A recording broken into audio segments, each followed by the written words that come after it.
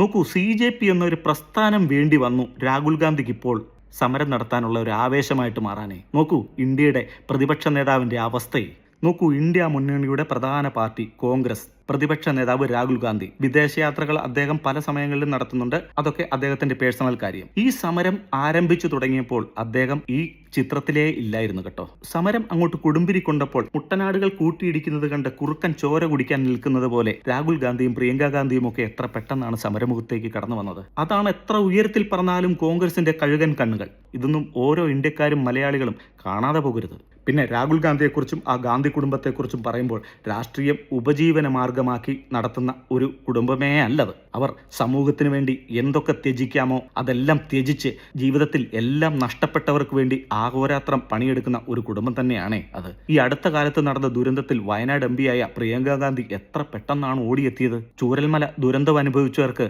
2025 നവംബറിന് മുമ്പ് തന്നെ 2026 കലണ്ടർ കൊടുത്ത് മാതൃക കാട്ടിയത് നമുക്ക് ഓർമ്മയില്ലേ? പ്രിയ മലയാളികളെ, പ്രിയ ജനങ്ങളെ, നിങ്ങൾക്ക് ഇന്നും ഈ രാഷ്ട്രീയ നാടകങ്ങളൊന്നും മനസ്സിലാകുന്നില്ലെങ്കിൽ, VD സതീശന്റെ മുഖത്തെ ഭാവവ്യത്യാസങ്ങൾ നിങ്ങൾക്ക് ആ സമരമുഖത്ത് കണ്ടിട്ട് ഇന്നും മനസ്സിലാകുന്നില്ലെങ്കിൽ, പ്രിയ മലയാളികളെ, നിങ്ങളോട് എനിക്ക് രാഷ്ട്രീയം പറയാൻ താല്പര്യമില്ല. കാരണം ഒരു താല്പര്യവുമില്ലാതെ ഒരു സമരമുഖത്ത് എങ്ങനെയെങ്കിലും എനിക്ക് നാട്ടിലെത്തിയാൽ മതി, എനിക്ക് ഈ സമരത്തോട് യാതൊരു താല്പര്യവുമില്ല എന്നുള്ള ആ മുഖഭാവത്തിലിരിക്കുന്ന VD സതീശൻ, അദ്ദേഹത്തിൽ നിന്ന് നമ്മൾ ഇതേ പ്രതീക്ഷിക്കൂ, ഇത് മാത്രമേ പ്രതീക്ഷിക്കൂ, ഇത് പ്രതീക്ഷിച്ചിരുന്നു, ഇതിൽ കൂടുതലൊന്നും അദ്ദേഹത്തിൽ നിന്ന് പ്രതീക്ഷിക്കുന്നുമില്ല. പിന്നെ കേരളത്തിലെ ജനങ്ങൾക്ക് മാറ്റമായിരുന്നു ആവശ്യം. ആ മാറ്റം ഇപ്പോൾ അനുഭവിച്ചു തുടങ്ങി. ആ മാറ്റം ഇനി ഒരു 5 വർഷം നമ്മൾ അനുഭവിക്കേണ്ടി വരും. ആ മാറ്റം അനുഭവിച്ച് തൃപ്തിയടയുക, സായോജ്യമടയുക.